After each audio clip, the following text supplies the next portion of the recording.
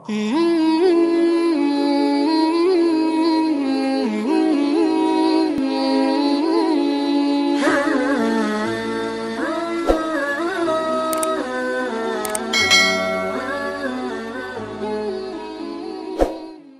billahi minasyaitonir rajim. Bismillahirrahmanirrahim. Assalamualaikum warahmatullahi wabarakatuh. Alhamdulillahi rabbil alamin wassalatu wassalamu ala asyrafil anbiya'i wal mursalin wa ala alihi wa sahbihi wa man iktada bihadi ila yaumiddin. Allahumma ya Fattah, Allahumma ya Alim, Allahumma ya Khabir, Allahumma ya Mubdi, Allahumma ya Mu'id, Allahumma aftah alaina futuhal arifin وافتح علينا حكمتك وانشر علينا من خزائن رحمتك يا أرحم الراحمين.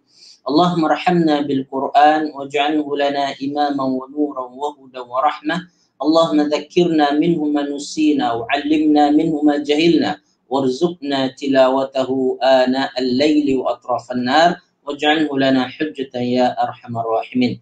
سبحان ربك رب العزة عما يصفون وسلام على المرسلين والحمد لله رب العالمين. Puji syukur kita kehadirat Allah Subhanahu wa taala atas pelbagai limpahan rahmat dan karunia pada kita semua.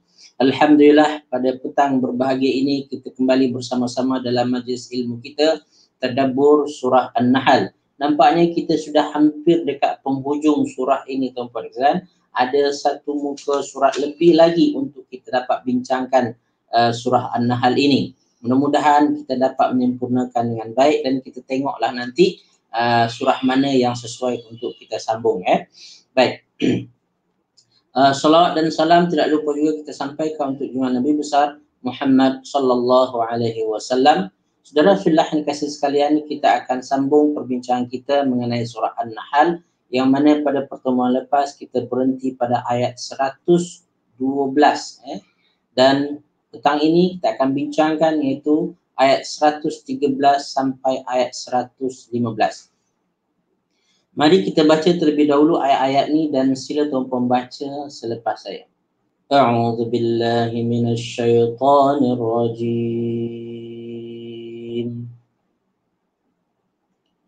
Bismillahirrahmanirrahim.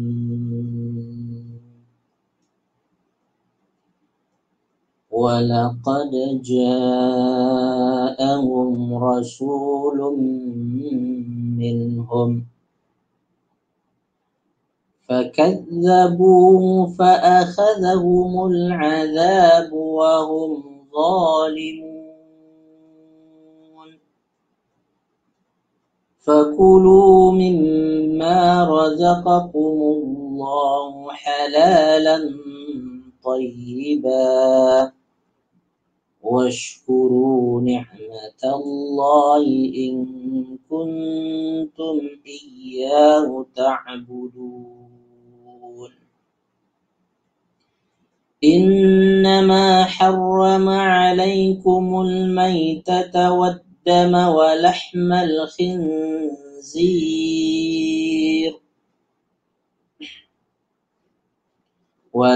الخنزير وما أهل لغير الله به فمن اضطر غير باغ ولا عاد فإن الله غفور رحيم. صدق الله العظيم. Dengan menyebut nama Allah yang Maha Pemurah lagi Maha Penyayang. Dan sungguh telah datang kepada mereka seorang rasul dari kalangan mereka sendiri. Tetapi mereka mendustakannya. Kerana itu mereka ditimpa azab dan mereka adalah orang yang zalim. Maka makanlah yang halal lagi baik dari rezeki yang telah diberikan Allah kepadamu. Dan syukurilah nikmat Allah jika kamu hanya menyembah kepadanya saja. Sesungguhnya Allah hanya mengharamkan atasmu bangkai, darah daging babi, dan haiwan yang disembelih dengan menyebut nama selain Allah. Tetapi barang siapa yang terpaksa memakannya, bukan kerana menginginkannya dan tidak pula melampaui batas, maka sungguh Allah Maha Pengampun lagi Maha Penyayang. Maha benar Allah ke atas firman-firman-Nya. Saudara fillah yang dikasihi sekalian, pada pertemuan lepas Allah Subhanahu wa taala membuat perumpamaan terhadap orang-orang Quraisy yang mana mereka ini diberi nikmat oleh Allah Subhanahu wa taala. Mereka diberi keamanan, ketentraman, bahkan rezeki mereka datang dengan mudah. Orang datang berniaga kat sana. Orang datang membeli dengan mereka. Min kulli makan rezeki mereka.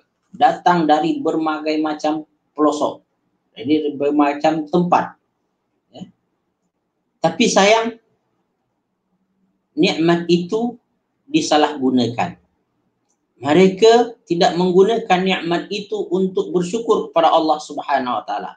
Mereka kufur terhadap nikmat tersebut, maka disebabkan kekufuran itulah Allah Subhanahu wa taala datangkan kepada mereka bala bencana, musibah, kelaparan dan ketakutan. Sudah bincang sebelum ni apa yang dimaksud dengan kelaparan dan ketakutan ini.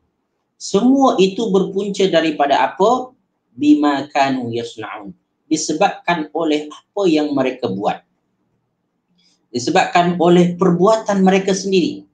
Apakah perbuatan yang mereka buat sehingga mendatangkan musibah malapetaka, berubah keadaan mereka dari senang menjadi susah? Maka ayat yang selanjutnya itu, kata Imam Ar-Razi, menjelaskan sebabnya itu.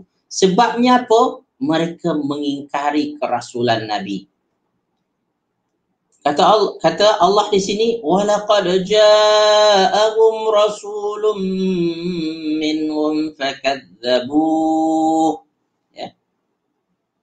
Sungguh telah datang kepada mereka seorang nabi, seorang rasul dari kalangan mereka sendiri, bukan dari kalangan orang lain pun. Mereka kenal betul siapa Nabi Muhammad SAW.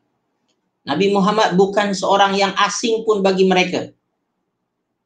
Maka Allah Subhanahu wa taala mengatakan, sayang, walaupun mereka kenal tersebut, bukan hanya kenal ya, sekedar nama, tetapi kenal akhlak budi pekerti Rasulullah SAW.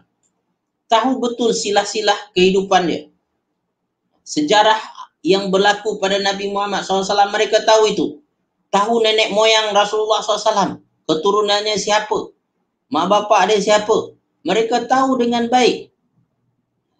Bahkan diungkapkan dalam ayat lain, Ahlul Kitab, bukan orang Quraisy lagi, mereka mengetahui Nabi SAW itu lebih tahu daripada tahu anak mereka sendiri. Ya'rifunahu kama ya'rifuna abna'ahum. Mereka kenal Nabi seperti mereka mengenal anak-anak mereka sendiri. Kenal dengan baik. Tapi sayang tuan-puan dan kasih sekalian, mereka mendustakannya ketika Nabi Muhammad SAW mengajak kepada kebaikan. Mengajak kepada kebenaran, mereka dustakan. Maka Nabi SAW pada satu hari ketika berada di Mekah, berdiri di atas satu bukit dekat Mekah tersebut seraya memanggil orang-orang Quraisy. Wahai Quraisy, mari sini, halumma, mari sini. Maka berkumpullah orang-orang Quraisy. Dan Rasulullah SAW berkata kepada mereka, wahai orang-orang Quraisy, adakah kamu pernah mendengar daripadaku aku berdusta, aku berbohong? Maka mereka semua sepakat berkata bahawasanya kami tak pernah mendengar engkau berdusta dan berbohong. Kalau aku beritahu kepadamu di belakang bukit ada musuh yang hendak menyerang dan membinasakan kamu, adakah kamu mempercayainya? Orang Quraisy kata, kami percaya sebab tak pernah kami dengar kamu berbohong. Oleh itu, karena kamu percaya aku ini menyampaikan yang benar saja dan tak pernah berbohong, maka aku memberitahu kepada kamu bahawa setelah kehidupan di dunia ini akan ada kehidupan yang lain. Dan kehidupan itu akan ditentukan oleh kehidupan kita di dunia ini. Siapa yang menyembah Allah dan tidak mensekutukannya serta melakukan amal kebaikan, maka dia akan selamat daripada bencana azab pada waktu itu. Oleh itu, aku memberitahu bahwasanya akan ada syurga dan neraka nantinya, kata Rasulullah SAW. Maka orang Quraisy ketika itu tak boleh terima adanya syurga neraka. Mereka berkeyakinan hidup mereka di dunia ini saja. Lepas kematian tak ada apa-apa lagi dah. Wa ma nahnu bimab'utsin, kami tak akan dibangkitkan lagi. Itu keyakinan orang Quraisy, tuan-tuan. Lalu Nabi datang menyampaikan bahawa akan ada kebangkitan, akan ada balasan terhadap apa yang kita lakukan. Maka mereka kata, kami, adakah ini tujuan engkau kumpulkan kami, wahai Muhammad? Maka kami tak percaya dengan apa yang kamu sampaikan itu. Berubah mereka otomatik ketika diajak kepada mentauhidkan Allah Subhanahu wa taala dan beramal untuk akhirat. Semenjak itu mereka melawan Nabi SAW. Padahal mereka tahu Nabi SAW tak pernah bohong, tak pernah menipu.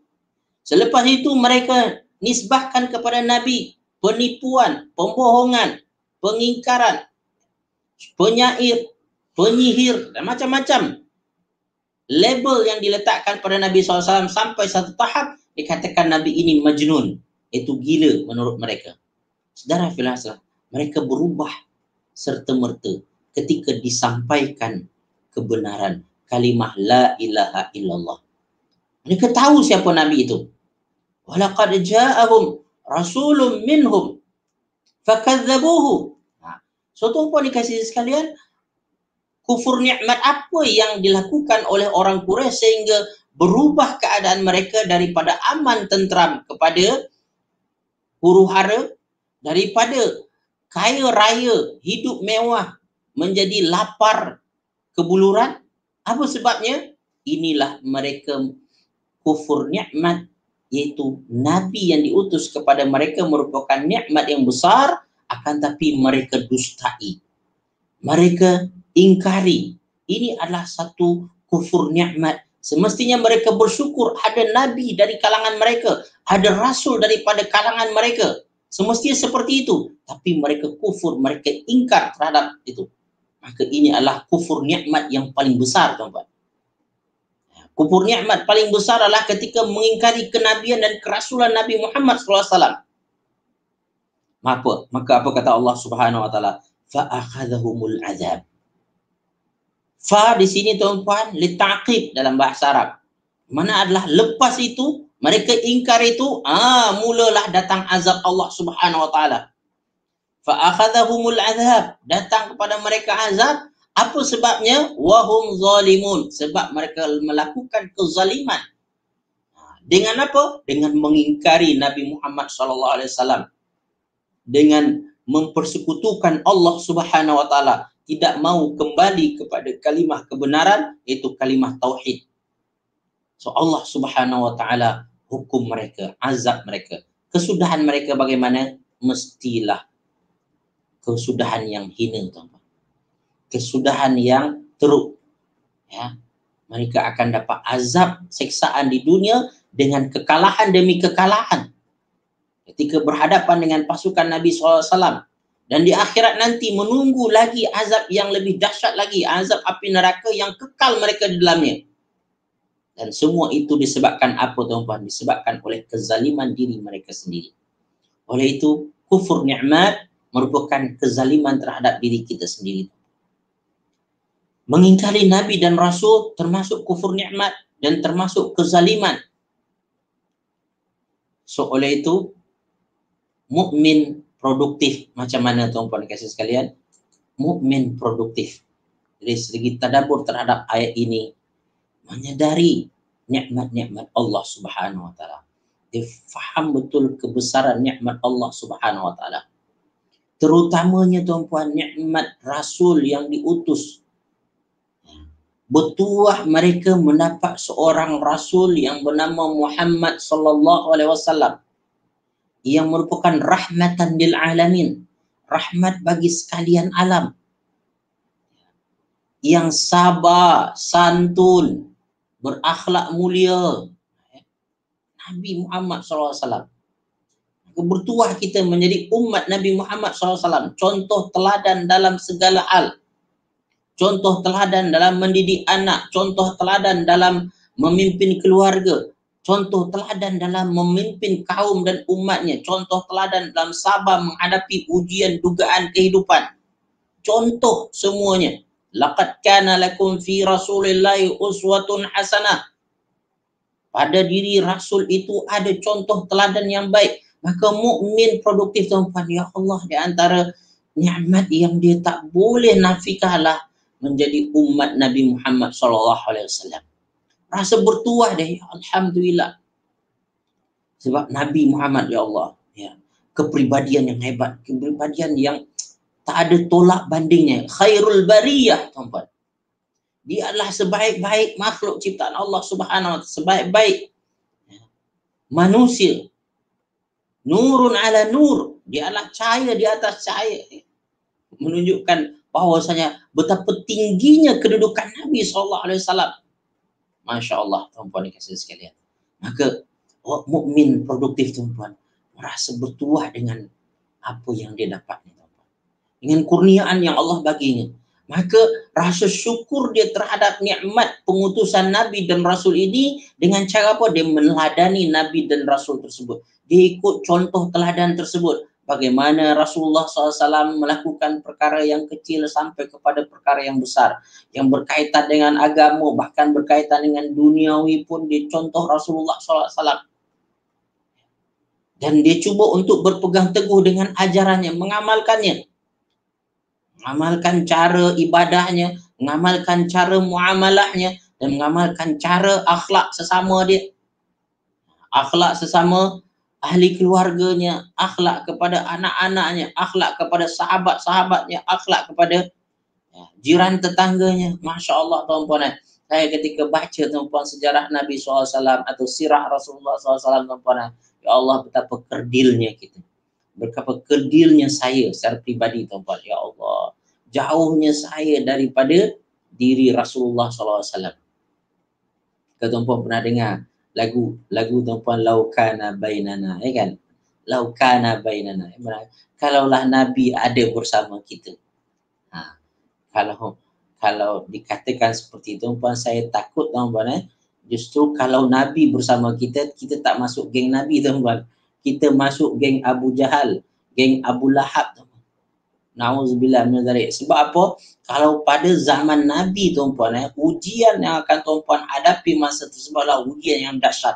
Kalau tuan-puan ada bersama dia lah, ikut dia, mesti tuan-puan akan kena torture, ya kan? Akan kena seksa, kena khianati, kena musuhi, tuan-puan.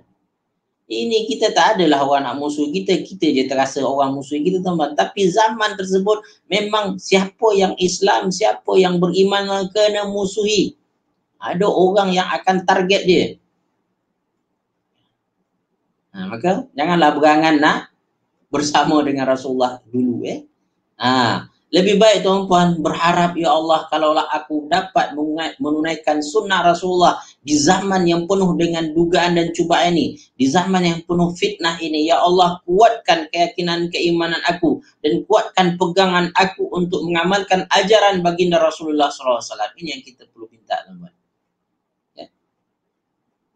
Saya yakin kalau Rasulullah zaman kita ni, tuan-puan, dia masih sedih tengok.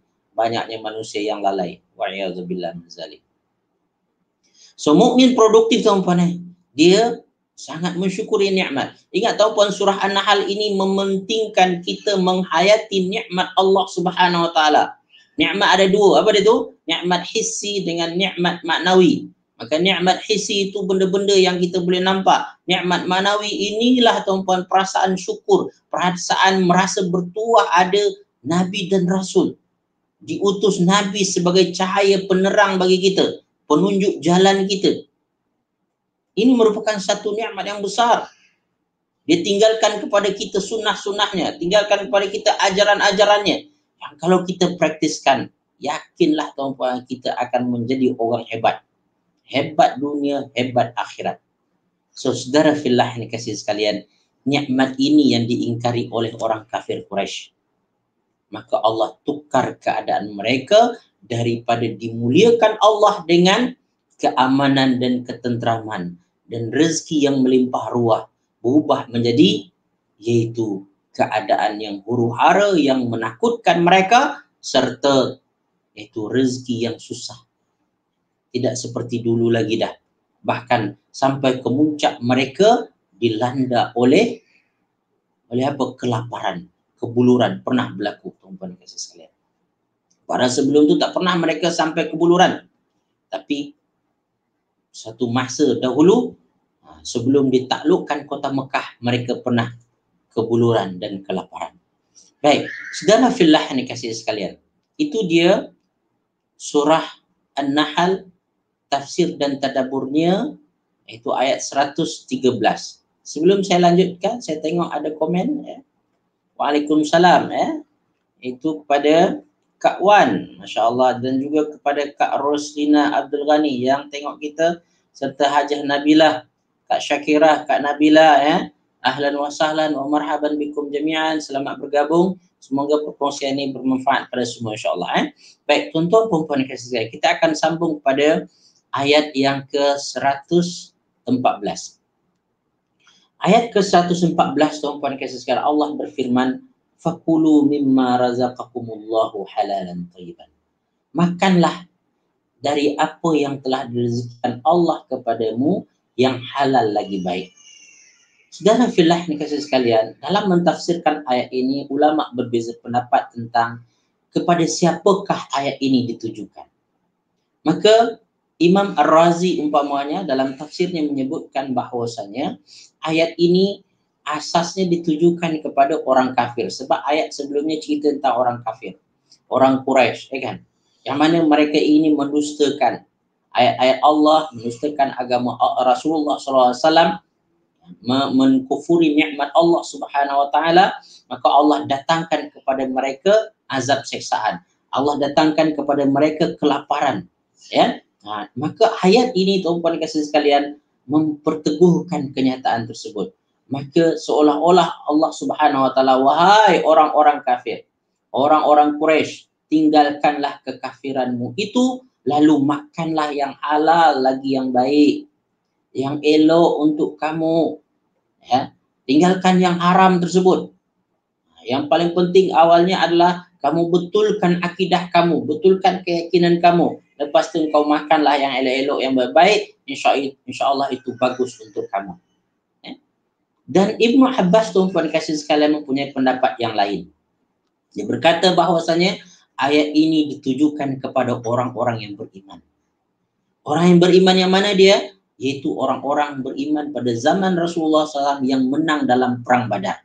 Seolah-olah tuan-tuan kasih sekalian, Ibnu Abbas berpendapat bahwasanya mula daripada ayat ini, maka ia merupakan ayat Madaniyah, ya, ayat yang diturunkan di Madinah selepas hijrah Rasulullah SAW. Kita nak bincang pada awal dahulu, tuan-tuan, majoriti daripada surah An-Nahl merupakan Makkiyah, ayat-ayat yang diturunkan di Mekah, melainkan ada sebahagian kecil di akhir dia. Ni kalau menurut Ibnu Abbas, bermula akhir itu daripada ayat ini, ya, yang mana ditujukan kepada orang-orang beriman. Wahai orang-orang beriman, engkau yang dah menang dalam perang Badar, engkau makanlah apa yang kamu dapat tersebut. Sebab apa tuan-puan dan kasih sekalian? Harta rampasan sebelum Nabi Muhammad SAW haram untuk dimakan. Tak boleh. Diharamkan kepada tentera-tentera, nabi-nabi sebelum Nabi Muhammad untuk memakan harta rampasan. Tak boleh. Tapi pada zaman Nabi Muhammad SAW, siapa yang ikut berperang bersamanya, maka mendapatkan harta rampasan itu akan dibagi. Ya, khumusuhu lillahi wa rasul. Dan 1/5 daripadanya adalah untuk Allah dan Rasulnya. Dan lainnya dibagi kepada sahabat-sahabat. Maka ketika Rasulullah SAW membahagi-bahagikan harta rampasan tersebut dan dimakan oleh sahabat-sahabat, maka ada orang kata, haramlah, jangan makan. Tak bolehlah kita ambil ni. So tuan-tuan dikasih ayat ini turun untuk mengingatkan sahabat Nabi. Tak apa, makan. Kata Allah, itu adalah di antara yang halal lagi baik. Kulu mimma razaqakumullahu halalan tayyiba. Makanlah daripada yang halal dan baik yang telah Allah rezekikan kepada kamu melalui apa? Melalui perang ni. Kamu dah berusaha dah, ini rezeki bagi kamu, makan. Ini kata Allah Subhanahu wa taala. Kulu mimma razaqakumullahu halalan tayyiba. Jadi ayat ini menurut Ibnu Abbas ditujukan kepada siapa? Kepada orang-orang yang beriman yang perang, yang menang dalam perang Badar. Ragu ketika mendapatkan harta rampasan. Boleh tak kami makan atau tidak ni? So Allah kata boleh. Makan. Ya. Tapi hendaklah kamu jangan lupa diri. Nikmat yang Allah dah bagi kepada kamu itu kamu perlu syukuri. Apa kata Allah Subhanahu wa taala? Washkuru ni'matallahi in kuntum iyyahu ta'budun. Syukurilah nikmat Allah. Jangan lupa untuk bersyukur. Makan. Boleh.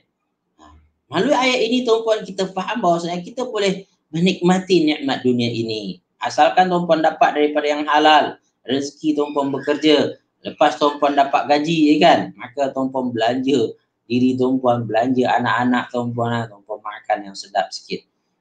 Sebelum tu tak makan seafood, maka sekarang makan seafood. Tengok-tengok bengkak kaki kena gaun. Jangan sampai macam tu pula. Itu berlebihan tuan-puan. Tapi kata Allah Subhanahu wa taala, makanlah, cuma jangan berlebihan. Wala tusrifu. Pada ayat yang lain Allah Subhanahu wa taala katakan, dan juga jangan lupa untuk bersyukur. Nikmati nikmat dunia ini, tetapi jangan lupa untuk bersyukur. Cara bersyukur macam mana tuan-puan dan kasih sekalian adalah dengan ibadah. Cara bersyukur yang betul adalah dengan ibadah. In kuntum iyyahu ta'budun. Kalau memang kamu betul-betul menyembah Allah Subhanahu wa taala, maka bersyukurlah terhadap nikmatnya engkau makanlah. Ya, tapi ibadah jangan lupa. Ini kadang-kadang kita dah kenyang makan kan, sendau kata. Dulu saya kecil-kecil tuan-puan, mak saya kalau ada masak dulu udang tuan-puan. Udang fresh dari laut. Kampung saya tuan-puan dekat dari tepi laut tuan-puan. So kalau dapat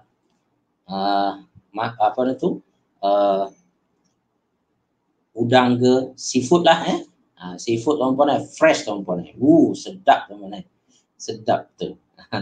Dulu mak saya kalau masak tuan-puan udang, masak lemak paku tu berselera betul tuan-puan. Sehingga tuan-puan tak boleh nak bangun lagi dah tuan-puan. Tu masa kecil-kecil lah. Saya teringat lagi ayah saya masa hidup tuan-puan dia bergurau tuan-puan, dia ambil sudu tu, sendok dia ambil sendok tuan-puan dia tarik ke bawah dari dari sini ke bawah tuan-puan saja nak melawak nak bagi dia kata turun makanan tu dia kata. So tuan-puan guys sekalian, jangan sampai tu budak-budak tak apalah makan sampai tu duduk tak reti nak bangkit lagi dah. Tak reti dah bangun dah tuan-puan jangan So tuan-puan kasih sekalian, kata Allah makanlah.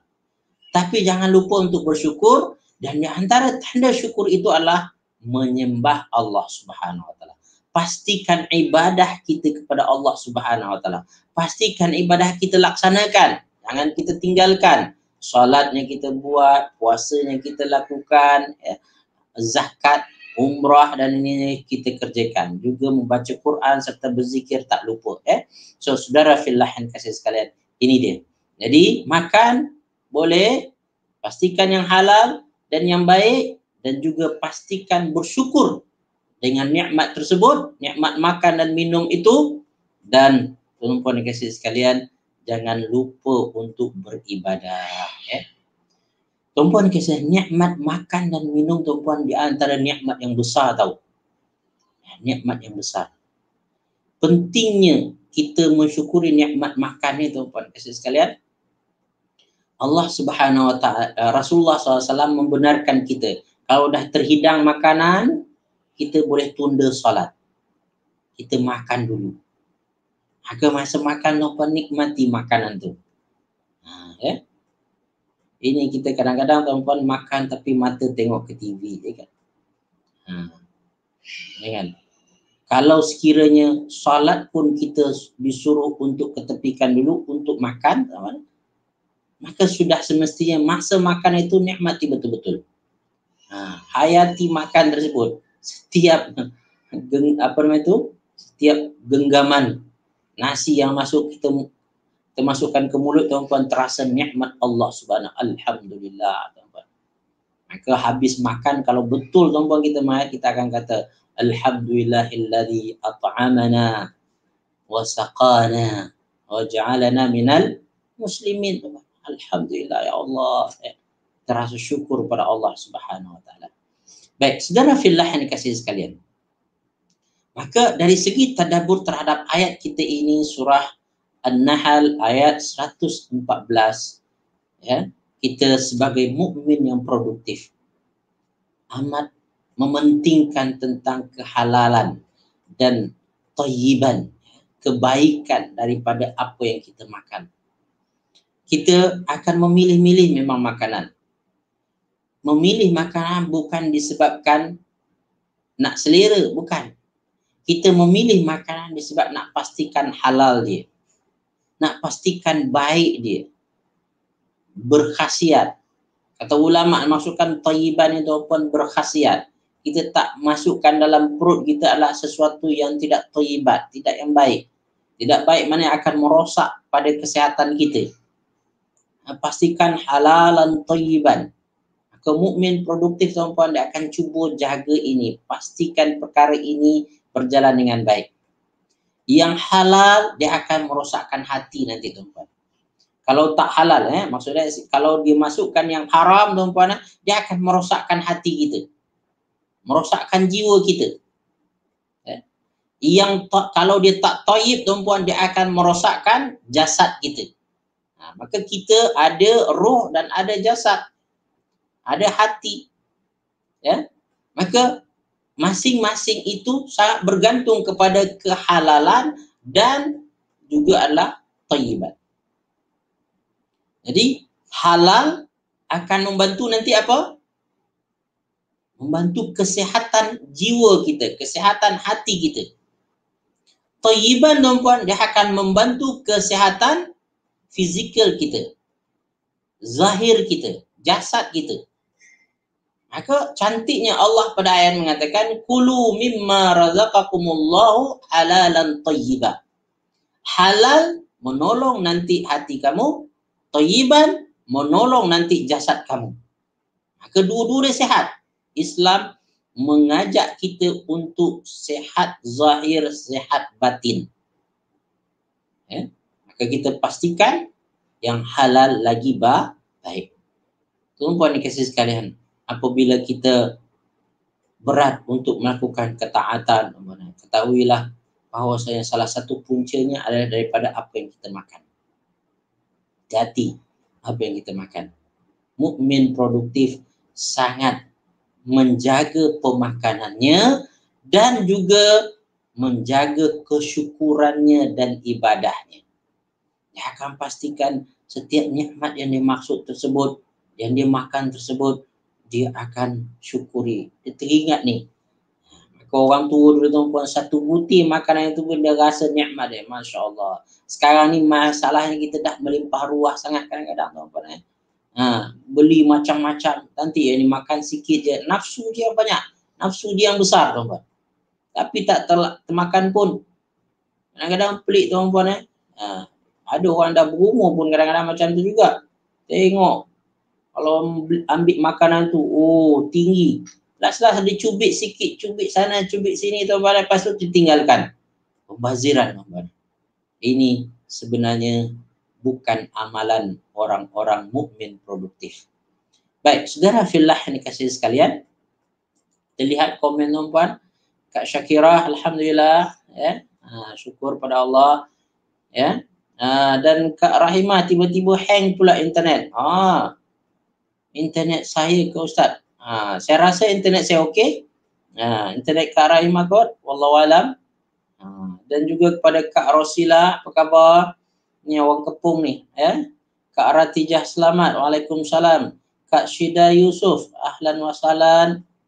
Kak Raima internet Kak. Dan juga kepada Ummu Muhsin dan Suzina Mansur yang sedang menonton bersama dengan kita pada petang ini, tuan-tuan sekalian. Baik. Semoga Allah Subhanahu wa taala memberkati kita semua dan merahmati kita dan memudahkan urusan kita untuk menjadi mukmin yang lebih baik insyaallah. Mukmin yang lebih baik adalah mukmin yang produktif. Mukmin yang berusaha untuk mencari peluang-peluang, kesempatan-kesempatan untuk menambah iman dan amalnya, menambah baik akhlaknya sehingga dia menjadi seorang yang mempunyai personality baik luar dan dalam. Baik, saudara fillah yang kasih sekalian, kita akan sambung pada ayat yang selanjutnya. Kalau ada soalan, tuan-tuan boleh tulis, mungkin kita akan bincangkan nanti. Baik, pada ayat selanjutnya Allah Subhanahu wa taala menjelaskan kepada kita tentang perkara yang haram ya untuk dimakan. Maka ayat yang berkaitan halal haram tuan-tuan biasanya adalah ayat madaniyah ya. Ayat yang diturunkan di Madinah. Maka ujung-ujung surah daripada surah An-Nahl ini adalah ayat-ayat madaniyah. Ayat-ayat yang diturunkan di Madinah. Kenapa boleh macam itu Ustaz? Ya, sebab apa? Pada awal turun tuan-tuan tidak disusun secara teratur seperti yang ada sekarang ini. Bilakah mulanya disusun? Mula disusun sebelum akhir hayat Nabi SAW. Yang mana malaikat Jibril datang kepada Rasulullah SAW lalu mengulang balik apa yang telah diturunkan kepada Nabi SAW. Disuruh Nabi untuk membacanya balik. Bertalaki semula, bertadarus dengan Jibril. Pada bila tu? Pada malam-malam iaitu Ramadan. Beberapa tahun sebelum Nabi meninggal. Ya, maka turun ayat. Diturun ayat berdasarkan apa lagi? Berdasarkan urutan mushaf sekarang ini. Awalnya diturunkan berdasarkan penurunan masa dia. Tapi setelah dibacakan balik oleh Jibril, maka dia disusun menurut urutan yang ada sekarang ini. Maka apa yang kita ada sekarang adalah urutan terakhir, susunan terakhir. Ya. Baik, maka ayat yang pertama turun Iqra, duduk belakang jadi dia kan, juzuk 30. Al-Baqarah sebenarnya adalah di antara yang ujung-ujung, tapi sekarang ada di depan. Hikmah Allah Subhanahu wa taala. Kenapa duduk depan? Di depan, di awal turun tapi duduk belakang. Lambat turun tapi duduk depan. Itu hikmah Allah Subhanahu wa taala ya. Masing-masing ada keistimewaan sendiri. Kalau untuk belajar namanya ilmu munasabah namanya. Ilmu sebab-sebab, ilmu munasabah. Ilmu munasabah adalah kenapa diturunkan di depan, turunkan belakang. Apa munasabah dia? Apa sebab dia? Antaranya juga asbabun nuzul pun namanya. Baik, tuan-tuan dikasih sekalian, maka ayat ini Allah Subhanahu wa taala menjelaskan tentang perkara yang haram untuk dimakan. Ayat-ayat yang lain ada menyebutkan tentang perkara yang haram juga. Ada dalam surah Al-Maidah. Allah sebutkan perkara ini juga. Dalam surah yang lain ya ada disebutkan. Tapi surah Al-Baqarah pun ada juga, silap saya. Yang mana pada ayat surah An-Nahl diberi kesimpulan. Diberi kesimpulan dari semua yang haram tersebut, kesimpulannya yang haram itu ada 4 perkara. Apakah itu? Pertama adalah al-maitah. Innama harrama alaikumul maitah. Itu bangkai. Bangkai ini apa? Setiap yang mati bukan dengan disembelih secara syar'i. Kalau dia disembelih secara syar'i, maka ia bukan bangkai. Dia mati juga, kan? Tetapi bezanya adalah kalau dia disembelih bukan secara syar'i, maka dikira sebagai bangkai. Syar'i macam mana? Dengan memotong urat-urat leher dia tersebut. Jangan potong leher langsung, tuan-tuan. Saya first time menyembelih ayam, tuan-tuan, diajar oleh mak saya, tuan-tuan. Apa saya buat, tuan-tuan? Saya potong habis semua. Dia kata, kau potong habis semua kepala dia. Kalau potong habis pun boleh, tapi sebenarnya yang betul dia cukup. Cukup hanya dengan memotong urat leher dia saja. Ya. So, tuan-tuan dikasih sekalian, maka bangkai adalah haram, tak boleh makan lagi dah. Dan sains sekarang ini membuktikan cara penyembelihan yang dibuat oleh orang Islam adalah cara terbaik dan selamat, cara yang paling sihat untuk kita konsumsi, untuk kita makan. Cara yang bukan cara yang diajarkan oleh Islam berisiko. Risiko yang menyebabkan penyakit. Inilah COVID-19 yang kita tahu berpunca daripada pemakanan, ya kan? Banyak penyakit yang lain berpunca daripada pemakanan, tuan-tuan dan sekalian. Antara sebabnya itu adalah makanan yang tidak disembelih dengan secara Islam. Dia akan membawa kepada penyakit. Ia dikategorikan sebagai bangkai. Baik, tuan-tuan dikasihi sekalian, dikecualikan tuan-tuan dikasihi bangkai yang berasal dari mana, tuan-tuan? Berasal daripada laut, betul-betul dari laut. Maka apabila tuan-tuan jumpa ikan di laut terapung, dah mati kan? Boleh ambil tak? Boleh makan tak? Boleh. Sebagaimana ada sahabat dahulu, mereka pergi ke pantai, mereka jumpa macam ikan paus dah mati, tuan-tuan. Lalu sebahagian mereka memakannya dan sebahagiannya tak berani nak makan. Sehinggalah mereka jumpa Rasulullah SAW, melaporkan kepada Rasulullah SAW. Macam mana ya Rasulullah? Ya, kami jumpa bangkai daripada ikan hiu atau ikan apa nama itu? Ikan paus, ya kan? Macam mana kalian nak buat ni? Apa kata Rasulullah? Hillum maitatuhu. Tahurun ma'uhu. Sesuatu yang keluar dari laut tersebut, kalau dia bangkai, halal. Dan kalau sekiranya airnya pun bersih, boleh bersuci. Dia kata, kalau kita nak bersuci dengan air laut, boleh tak? Boleh. Cuma melekat-lekat Ustaz, tak best. Kalau tuan-puan rasa dari segitu, carilah yang tak bergaram, ya kan? So, saudara fillahan kasih. Jadi, dikecualikan adalah bangkai yang bersumber daripada laut betul-betul. Dalam bentuk ikan. Kemudian yang kedua yang diharamkan apa dia? Waddam. Waddam iaitu darah.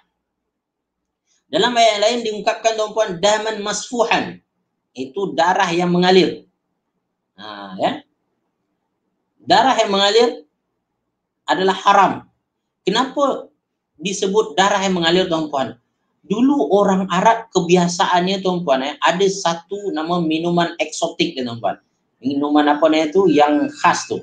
Apa dia cara dia, tuan-puan? Dia akan cucuk belakang unta atau belakang kambing, ya. Lalu tuan-puan dikasih sekalian, dia tampung darah unta atau darah kambing tersebut, lalu dia minum fresh. Mereka menganggap itu adalah minuman berkhasiat. Allah kata tak boleh, haram. Daman masfuhan. Tak boleh. Ya? Dikecualikanlah darah ini apa dia, tuan-puan kasih sekalian, iaitu apa yang dalam ini kita? Hati dan limpa ke? Dalam tersebut. Kalau misalnya hati kan dia kumpulan darah juga kan? Itu dikecualikan. Itu adalah harus. Baik. Jadi perkara kedua yang diharamkan adalah darah. Dan perkara yang ketiga adalah iaitu walahmal khinzir. Daging babi. Kalau ikut ayatnya disebutkan daging. Tetapi ulama berkata disebutkan daging atas sebahagian saja. Tetapi sebenarnya dia maksudkan keseluruhan. Maka seluruh yang berasal daripada babi adalah haram. Ya. Dagingnya, tulangnya, rambutnya, air liurnya, ya, itu adalah haram. Ini berdasarkan kepada pendapat jumhur ulama. Ya, walaupun disebutkan daging sini, maka yang lain pun haram. Jangan tuan-puan kembali kepada ayat ini lalu tuan-puan ambil secara zahir dan sifat saja, tanpa tuan-puan melihat kepada hadis-hadis Nabi yang lain. Jadi daging babi dan semua yang berkaitan dengan babi haram hukumnya, tak boleh kita guna. Maka oleh itu hati-hati, kadang-kadang orang gunakan kulit babi, ya kan? Kadang-kadang orang gunakan iaitu rambut babi ataupun bulu babi. Maaf bulu babi tuan-puan haram. Bulu babi orang guna untuk celak mata, ya kan? Untuk apa itu? Perempuan tu Tu lembut je kan, best. Tak tahu tuan-puan, tiba-tiba ternyata dia adalah daripada apa nama itu, bulu babi. Haram tuan, tak boleh, tak boleh. Jadi segala yang bersumber daripada babi adalah haram. Ini majoriti ulama berpendapat, ya. Dan tuan-puan dikasihi sekalian, dan yang keempat adalah iaitu segala sembelihan yang bukan kerana Allah dan bukan dengan menyebut nama Allah Subhanahu wa taala, maka penyembelihan yang syar'i mesti diiringi dengan bismillah, bismillah, bismillah nama Allah.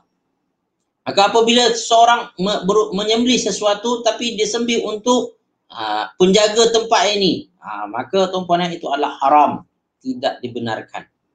Ya, Allah Subhanahu wa taala membenci kita melakukan perkara tersebut kerana ialah perkara syirik, dan makanan daripada perkara syirik ini pun haram, tuan-puan. Tapi Allah Subhanahu wa taala tahu bahawasanya ada masa-masa, tuan-puan, akan dihadapkan kepada manusia itu adalah masa kritikal, masa darurat, tuan-puan, perkara pada masa terpaksa. Maka Allah Subhanahu wa taala memberi keringanan untuk mengharuskan memakan benda-benda yang haram ini setakat yang diperlukan saja. Maka Allah meletakkan satu guideline, garis panduan pada ayat selanjutnya itu, famanitturra ghaira baghin wala adin. Maka sesiapa yang terpaksa, dan terpaksanya itu bagaimana? Ya, ghaira baghin. Maksud dia adalah yang terpaksa dan dalam hati dia itu tak boleh nak menerimanya, tak boleh menolaknya. Memang dia tak nak sebenarnya. Seperti yang berlaku kepada Ammar bin Yasir yang terpaksa melafazkan kata-kata yang berunsur syirik dan kekufuran. Dia lafazkan secara terpaksa. Maka Allah Subhanahu wa taala angkat daripadanya hukuman. Allah Subhanahu wa taala ampunkan dia.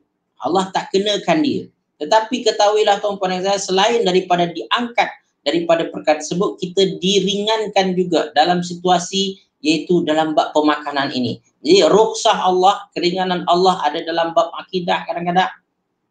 Maka rukhsah Allah Subhanahu wa taala juga ada dalam muamalah dan juga pemakanan kita. Tapi garis panduannya adalah terpaksa. Famanitturra. Jadi orang yang terpaksa ini ada hukum khas untuk dia. Yang mana dia boleh melakukan perkara yang tak boleh dilakukan oleh orang lain. Tetapi tuan-puan ada garis panduan. Itu garis panduannya, hati dia tak terima. Hati dia menolak. Ghaira baghin wala adin. Dan tidak pula berlebihan. Dia makan, tuan-puan, dah sendawa, dah kenyang, tuan-puan, dia nak tambah lagi. Ini maknanya, tuan-puan, ia bukan terpaksa yang atau ukuran yang diharuskan. Itu dah masuk haram dah. Kalau dia makan sampai dia terkenyang ataupun sampai dia sendawa tersebut, tuan-puan, maka ia adalah haram. Terpaksa di sini, darurat yang dimaksudkan adalah yang boleh mengancam jiwa dia, mengancam nyawa dia. Kalau dia tak makan, dia boleh mati. Dia kata dia cuba cari dahulu pilihan-pilihan yang lain, ternyata tak ada. Dan dia cuba tahan dah, tak boleh juga. Kalau aku tahan juga ni, mati aku ni. Maka dia baru dia boleh makan yang haram tersebut. So, saudara fillah yang dikasih sekalian, selagi ada pilihan yang lain, tak boleh ambil yang haram ini. Jadi kalau sekiranya diambil juga, maka dia termasuk dalam kategori melakukan keharaman, ya, melakukan perkara yang haram, teman. Dan ia adalah dosa besar. Baik, ini garis panduan Allah Subhanahu wa taala. Kenapa Allah Subhanahu wa taala memberi keringanan tersebut, teman? Satu adalah dia tahu manusia ini ada kelemahan, ada kekurangan. Maka Allah Subhanahu wa taala membuka pintu pengampunan. Dia Maha Pengampun. Ya. Jadi terpaksa melakukan yang haram, Allah ampunkan. Dan juga adalah atas landasan kasih sayang Allah Subhanahu wa taala. Allah tak nak kita menderita. Ya. Allah bagi peluang pada kita untuk makan walaupun sebenarnya ia adalah haram, karena tanda kasih sayangnya, maka diberi keringanan oleh Allah Subhanahu wa taala. Saudara fillah yang kasih sekalian, dari segi tadabbur apa yang kita boleh ambil tuan-tuan kasih sekalian, mukmin produktif paham betul halal haram. Ya, dan bahaya halal yang haram ni terhadap dirinya, terhadap keluarganya, terhadap dunianya, terhadap akhiratnya. Dia tahu betul yang haram ini berbahaya tuan-tuan, maka dia akan berusaha untuk menghindarkannya sejauh-jauhnya tuan-tuan. Ya? Menjauhi yang haram ini, dia tak ingin terlibat. Sebab mukmin produktif tuan-tuan nak menjaga hati dia, nak menjaga masa depan dia. Masa depan yang mana? Masa depan akhirat. Dia tidak ingin mengorbankan masa depan akhiratnya hanya disebabkan oleh dunia ni saja. Dunia selagi boleh dia tahan, dia akan tahan. Maka dia tak akan buat yang haram tersebut. Dah terpaksa betul, dah tak ada peluang lagi dah. Dan ini sajalah yang ada lagi, barulah dia akan mengambil itu. Itu pun bukan dengan hati yang reda, tapi dengan hati yang terpaksa betul-betul. Hati yang sedih sebenarnya. Saudara fillah ini kasih sekalian, maka dia akan tinggalkan itu. Menjaga hati demi menjaga hati dan masa depannya, akhiratnya. Dia tak mau terlibat dengan yang haram. Biarlah orang sekeliling dia itu melakukan, tapi dia tetap jaga diri dia. Sebab dia tahu akhirnya laha ma kasabat wa alaiha ma kasabat. Orang tu dia buat pilihan tu, nanti dia akan dapat. Yang baik dia buat pun dia akan dapat juga. Yang buruk dia buat pun dia akan kena juga. So oleh itu, mahu tak mahu dia jaga diri dia dulu. Jaga siapa lagi tuan-tuan? Jaga keluarga dia. Jaga orang-orang yang dia kenal. Orang-orang yang dia dekat. Dia sayangi. Dia ingatkan untuk menjaga halal haram. Menghindarkan yang haram. Ya, dan berusaha untuk memilih yang halal-halal saja. Sebab itu akan membantu hati dia untuk sihat. Orang mukmin ni suka untuk menjaga hati. Tuan-tuan puan-puan kasih sekalian, alhamdulillah kita dah sampai pada penghujung perkongsian kita pada petang ini. Kita lihat di antara tuan-puan ada yang komen mungkin. Okey, Kak Rahimah, terima kasih banyak ya atas ringkasannya. Masya-Allah. Halal menolong hati dan jasad kita ia untuk sihat, untuk zahir batin. Thayyiban, berkhasiat. Okay? Jadi halal membantu hati kita nanti. Dan thayyiban tu yang berkhasiat tu membantu jasad kita. Ya, InsyaAllah apabila kita menjaga yang halal, hati kita akan terjaga. Tapi kalau kita tak ambil berat dengan yang halal, hati kita boleh jadi rosak. Senang gelisah, senang kecewa, senang putus asa. Ketahuilah tuan-puan, ada yang haram juga yang masuk tu. So hati-hatilah. Ya Allah, jauhkan aku daripada yang haram. Ya Allah, anugerahkan aku yang halal-halal saja. Maka ada doa Rasulullah yang ajarkan, Allahumma ghnini bihalalika min haramika. Ya Allah, ya, jadikan aku merasa puas dengan yang halal sehingga aku tak pandang yang haram. Ya Allah. Dan jadikan aku puas dengan keredaanmu ya Allah sehingga aku tak fikir lagi dah yang ada di tangan manusia. Apa yang di tangan Allah Subhanahu wa taala lebih kita sukai. Okey, baik tuan-tuan puan-puan dikasihi sekalian, demikian saja mungkin. Dan Kak Syakira, terima kasih, insya-Allah beramal dengan ilmu manfaat ini, insya-Allah sama-sama Kak Syakira. Jazakillah khairan katsiran. Semoga Allah mudahkan. Dan juga kepada Kak Ratijah, Ratijah selamat. Alhamdulillah.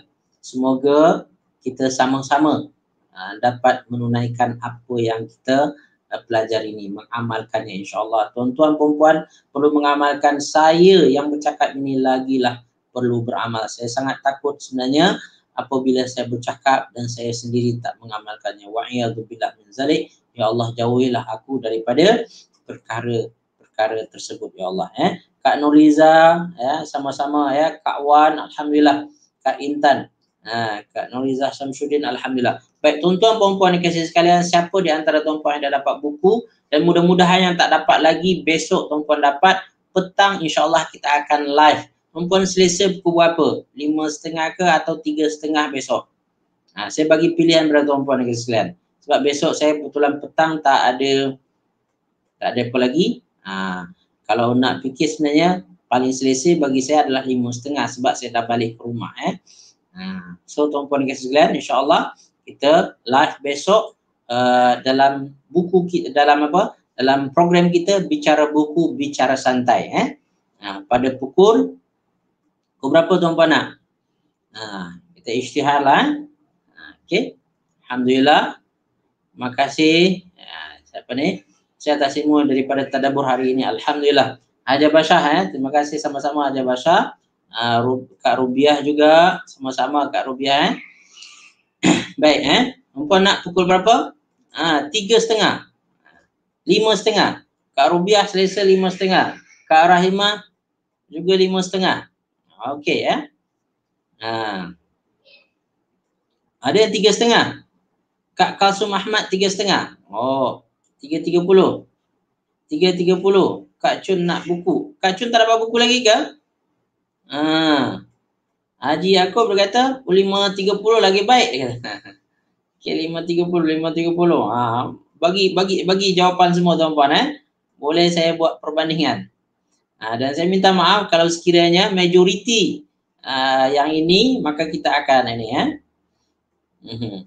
Kak Chun belum lagi dah order ke belum? Kak Chun dah order ke belum? Kalau dah order, mudah-mudahan tak sampai besok kalau tak hari ni Okey. Kak Rahimah terima kasih Kak Rahimah atas salinan nota dia. Kak Ratijah 5.30, Kak Wan 5.30, Kak Rahimah 5.30, Haji Syukur 3.30. Itu Haji, orang Uman 5.30. Tuan Haji nak 3.30. Maknanya dah bergaduh ke? Gurau jadi Okey. Tuan-tuan perempuan ni kasi saya nampak yang ramai majoriti 5.30 tuan-puan